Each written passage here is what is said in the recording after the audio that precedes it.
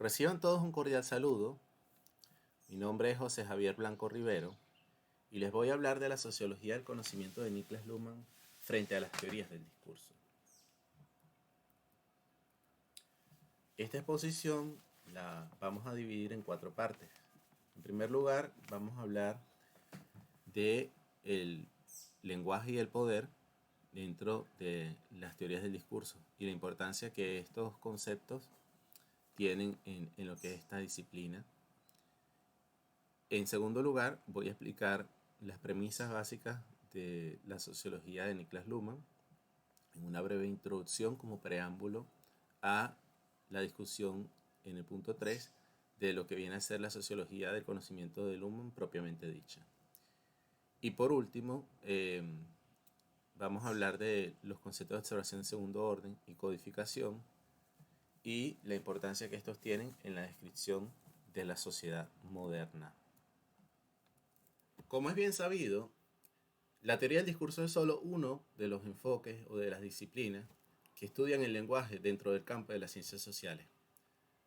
A partir del llamado giro lingüístico en la filosofía del lenguaje, problematizar la relación del lenguaje con la sociedad se convirtió en una preocupación, en un programa de investigación que se nutrió y nutrió también a muchas otras disciplinas, ¿no? Y así surgieron corrientes también filosóficas como el postestructuralismo o campos dentro de disciplinas ya establecidas como la sociología y dan lugar a la sociolingüística, a la etnometodología. También la sociología del conocimiento se nutre de este interés por el lenguaje y estudia el concepto de ideología. Entonces, dentro de este contexto, hay que enmarcar a las teorías del discurso. Y una de las características que tienen las teorías del discurso es la influencia que el postestructuralismo tiene sobre las diferentes teorías, ¿no? Si bien también las teorías del discurso son un campo heterogéneo y diverso, es decir, que existen múltiples acentos y enfoques teóricos y múltiples metodologías para llevarla a cabo, es cierto que entre sus premisas teóricas existe un piso común y ese piso común viene dado también por las influencias de la obra de Michel Foucault. Y este piso común es justamente la relación entre lenguaje y poder, ¿no? O lenguaje, poder y verdad. Pasa que verdad, en la concepción de Foucault, es relacionada como la correspondencia de un statement, de un enunciado con un estado del mundo, ¿no? Entonces este sentido es un concepto de verdad puesto en esta relación de verdad con poder, es un concepto de verdad un poco ingenuo, ¿no? Y bueno, casos representativos de esta teoría son pues los discursos el análisis crítico del discurso de Norman Fairclough y de Thorndike, ¿no? El problema con estos enfoques es que sufren del mismo problema que sufre la genealogía Foucaultiana, y es que tenemos un concepto de poder sobreextendido, ¿no? De manera que el problema del poder y especialmente del poder político queda indeterminado, ¿no? También se exagera eh, el, al sobreextenderse el concepto de poder, se exagera el concepto de poder, se le distorsiona. ¿Sí? Entonces este es uno de los principales problemas que tiene este tipo de enfoque. Y otro es que tiende a igualar desigualdad con poder. Ciertamente el poder implica una simetría, pero no toda simetría implica poder. Entonces, en este orden de ideas, vamos a proponer el estudio de la sociología del conocimiento luhmanniana. Pero antes de llegar a ese punto, vamos a hablar de la sociología de Niklas Luhmann para tener un anclaje claro en sus presupuestos teóricos y una vez teniendo esto, podemos comprender su propuesta en lo que a sociología del conocimiento se refiere. Resumir la sociología luhmanniana en unos pocos minutos es una empresa muy desafiante. Pero básicamente la sociología luhmanniana se puede leer en contrapelo a la teoría del sujeto. Es decir, Luhmann desarrolla su concepto de sociedad en contraposición a las concepciones de sujeto dominante, sobre todo aquellas que concebían a la sociedad o que conciben a la sociedad como compuestas de sujetos, es decir, un conjunto que está integrado por n cantidad de elementos que son personas, sujetos, o como los queramos llamar, que ejecutan acciones, llevan a cabo acciones y le dan sentido a esas acciones, ¿no? Digámoslo así, que esto que acabo de escribir es como un concepto genérico de sociedad que antes de que hiciera entrada la sociología lumaniana, predominaban dentro del campo de la sociología.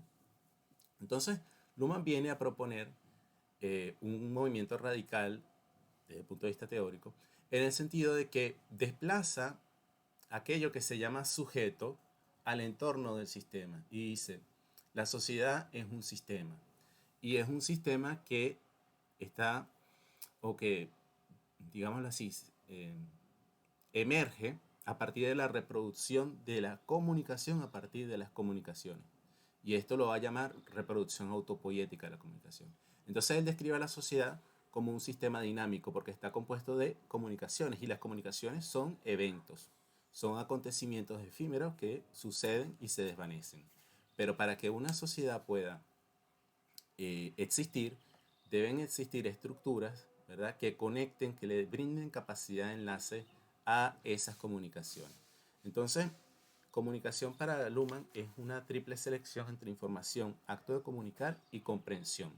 La comprensión es justamente la perspectiva del observador, porque a través de la discriminación entre lo que se selecciona como información y lo que se selecciona como acto de comunicar, le da vida propiamente dicho a la comunicación. Ahora bien, muchas teorías del discurso, muchas teorías del lenguaje se quedan en los dos primeros elementos o los tratan separadamente. Por ejemplo, muchas teorías del lenguaje, sobre todo en la filosofía del lenguaje, se enfocan en el acto de comunicar, ¿verdad? La hermenéutica se enfoca, por ejemplo, en la comprensión. Y la teoría de la información, todos estos problemas se han tratado por separado. Luhmann los une en el concepto de comunicación. Entonces, los sistemas sociales reproducen la comunicación y se componen de comunicación. Ahora, ese sujeto que se había desplazado al entorno, Luhmann también lo descompone utilizando su teoría de los sistemas. Entonces, esa complejidad se va a dividir entre un sistema psíquico y un sistema biológico, ¿no? Y lo que nos interesa, dice Luhmann desde el punto de vista de la sociología, es el acoplamiento estructural entre el sistema social y los sistemas psíquicos, ¿ya? Entonces, de esta forma, Luhmann despacha el problema tradicional también de la sociología en relación con su delimitación frente a la psicología, ¿no?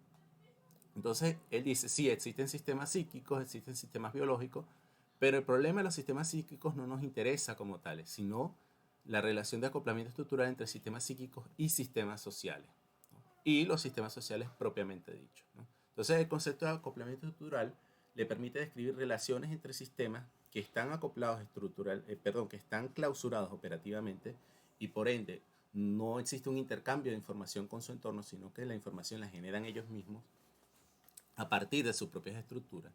Pero el acoplamiento estructural nos permite describir cómo sistemas clausurados operativamente pueden, sin embargo, relacionarse con otros y ser influenciados por otros. Entonces, existen distintos medios de comunicación que en su evolución incrementan la complejidad de la sociedad y la complejidad de la sociedad también está relacionada con las formas de diferenciación social. Existen formas de diferenciación que son capaces de albergar mayor complejidad y formas de organización, de diferenciación social menos complejas. Entonces tenemos formas de diferenciación por estratos, por segmentos, centro, periferia, y la diferenciación funcional, que es el tipo de diferenciación social de la sociedad moderna. La sociedad moderna para Luhmann es una sociedad funcionalmente diferenciada. Y para Luhmann los medios de comunicación no es lo que entendemos habitualmente como medios de comunicación, sino que resuelven el problema de la improbabilidad de la comunicación. Por una parte tenemos los medios de comunicación que resuelven el problema de la improbabilidad de que la comunicación vaya más allá del círculo de quienes están interactuando, y el problema de la aceptación de la comunicación, que esto lo resuelven los medios de comunicación simbólicamente generalizados, que a través de la generalización simbólica logran la aceptación de la comunicación, ¿verdad? Entonces tenemos medios como el poder, medios de comunicación simbólicamente generalizados como el poder, el amor, el dinero, y la verdad. Entonces, como breve conclusión a este punto, la sociología del conocimiento primero desplaza el sujeto a... se deshace el concepto de sujeto, para decirlo allí. La sociedad no está compuesta de sujetos, la sociedad está compuesta de comunicaciones. Luego nos dice que la sociedad moderna es una sociedad funcionalmente diferenciada y esto quiere decir que no tiene un eje, no tiene un centro, sino que existen distintos sistemas funcionales que cada uno cumple su función. El sistema político, el sistema económico, el sistema del arte, el sistema jurídico, etcétera, ¿no? Ningún sistema puede determinar a otro sistema, pero sí se pueden influir, porque cada sistema es responsable del cumplimiento de su propia función. Por ejemplo, la política cumple la función de la toma de decisiones vinculantes colectivas, ¿no?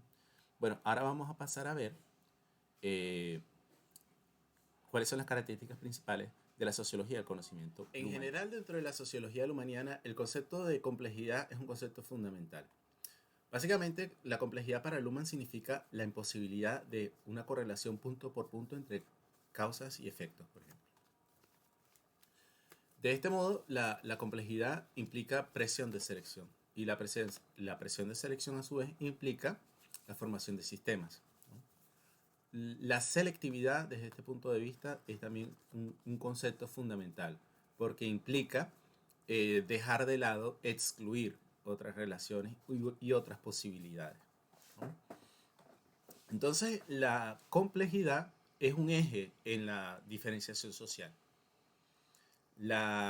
Digámoslo así, las formas de la evolución sociocultural no están determinadas por un tránsito hacia el progreso o un desarrollo indetenible de la humanidad, sino que están determinadas por el grado de complejidad de la estructura social. Y la complejidad puede incrementarse, así como perderse, dependiendo de las condiciones, ¿no? Ahora, Luhmann nos dice que existe una relación entre la semántica y la estructura social, una relación que va dada también por los gradientes de complejidad de las formas de diferenciación social. Así que, dependiendo del tipo de diferenciación social, la semántica también va a acompañarla y va a ofrecer posibilidades a esa evolución, por decirlo así. Entonces, en las sociedades funcionalmente diferenciadas, las semánticas se hacen más complejas al temporalizarse, al, no solamente al introducirse la diferencia antes y después, sino al crearse horizontes temporales muy complejos, pasados futuros, futuros pasados, presentes presentes, pasados presentes, etcétera, etcétera, ¿no? La semántica, a diferencia de la sociología del conocimiento tradicional, que pone énfasis en la ideología como una forma de encubrimiento de la dominación, como una forma de buscar legitimación y de esta forma encubrir una estructura de dominación, que es básicamente la concepción de ideología marxista que persistió en la sociología del conocimiento tradicional.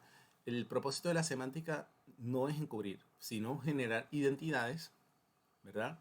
Condensaciones de sentido que permitan la reproducción autopoética del sistema, porque recordemos que para que el sistema se reproduzca autopoéticamente necesita capacidad de enlace. Entonces, esta es la función de la semántica. También la semántica sirve para trazar distinciones que el sistema emplea para observarse a sí mismo, ¿no? Entonces, tiene un rol en la autoobservación y en la heteroobservación. Siempre que ocurra observación de observadores, estamos hablando de segundo orden. Y una sociedad funcionalmente diferenciada es una sociedad que brinda contextos especialmente favorables para la observación de segundo orden, para la observación de observadores.